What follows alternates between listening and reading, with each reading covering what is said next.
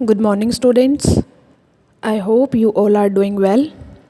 Students, we have already done short question answers of lesson 14. Today we will do long question answers. So first you will mention date November 21, 2020 and day Saturday. Long question answers. Question 1. Explain how temperature differences result in the movement of air. Temperature के बार बार बदलने से, तापमान में बार बार change आने से movement of air मतलब हवा की गति पे क्या असर होता है। टेम्परेचर बदलने से मूवमेंट ऑफ एयर भी, एयर की जो मूवमेंट है वो कैसे बदलती है। Answer, the wind currents are generated due to temperature differences on the earth. Earth पे टेम्परेचर के बार बार बदलने से विंड करंट्स बनते हैं। हवा में जो करंट्स होते हैं मतलब हवा जो होती है वो चेंज होती रहती है, वो जनरेट होते हैं। It takes place under two situations, ये दो कंडीशंस के अंडर होता है।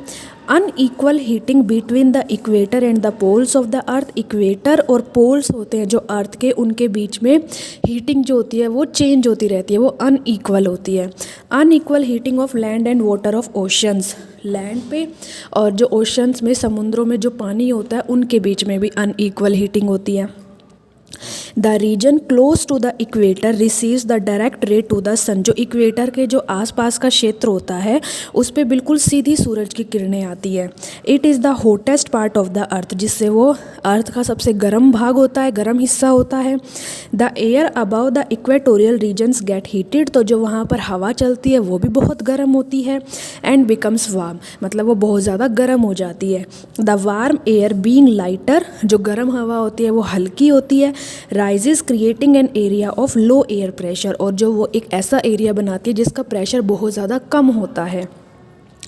This makes cooler denser air from the tropical belt below towards the equator to take the place of warm rising air result in the movement of air. तो जो equator से जो दूर का एरिया होता है वहाँ पर इतनी गर्म हवा नहीं चलती, वहाँ की जो हवा होती है वो कूलर होती है, ठंडी होती है। डेंसर मतलब वो लाइटर नहीं होती, वो हल्की नहीं होती। ओके, जिससे तो इससे क्या पता चलता है कि टेम्परेचर का अलग अलग होने, क्योंकि जो इक्वेटर के आसपास का क्षेत्र होगा वहाँ टेम्परेचर बहुत कम होगा और जो इक्वेटर के दूर का होगा वहाँ ज़्यादा होगा। तो इससे जो हीट जो होती है वो अलग अलग होती है। हीट में अलग अलग होने से जो मूवमेंट होती है एयर की वो भी अलग अलग होगी। The wind currents are generated due to temperature differences on the earth. It takes place under two situations: unequal heating between the equator and poles of the earth, unequal heating of land and water of oceans. The region close to the equator receives the direct rays of the sun. It is the hottest part of the earth.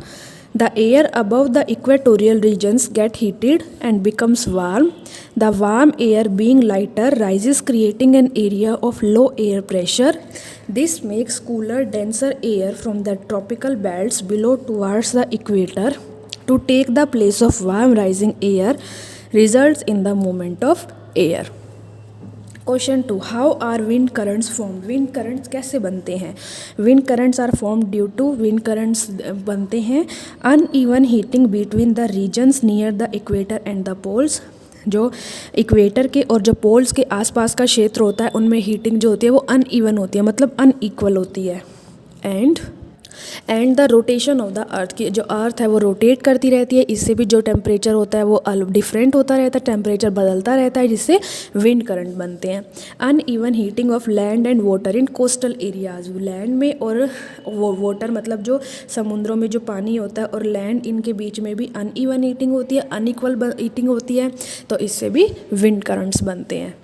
Question 3, how does a thunderstorm develop. Thunderstorm कैसे बनता है। Thunderstorm develop when warm moist air rises into cold air. Thunderstorm जब बनता है जब गर्म हवा जो होती है वो ठंडी हवा में बदल जाती है। The warm air becomes cooler, गर्म हवा ठंडी हो जाती है। Which causes moisture cold vapour, water vapour, उसमें छोटे छोटे वो नमी होती है तो और छोटे छोटे वाटर वेपर भी होते हैं। To form small water droplets called condensation, जिससे पानी की छोटी छोटी बूंदें बनती है। इस प्रोसेस को क्या बोलते हैं, condensation. If this happen, a small amount if this happen a small amount a cloud will form, अगर ये थोड़ा सा होता है तो एक क्लाउड बनता है। When thunder and lightning occurs together, thunder का मतलब होता है गरजना और लाइटिंग मतलब बिजली, तो जब गरजना बादलों का गरजना और लाइटिंग दोनों एक साथ होते हैं, अकर्स टुगेदर मतलब एक साथ होना, देन अ थंडरस्टॉर्म फॉर्म, तब एक थंडरस्टॉर्म बनता है। Thunderstorm develop when warm moist air rises into cold air.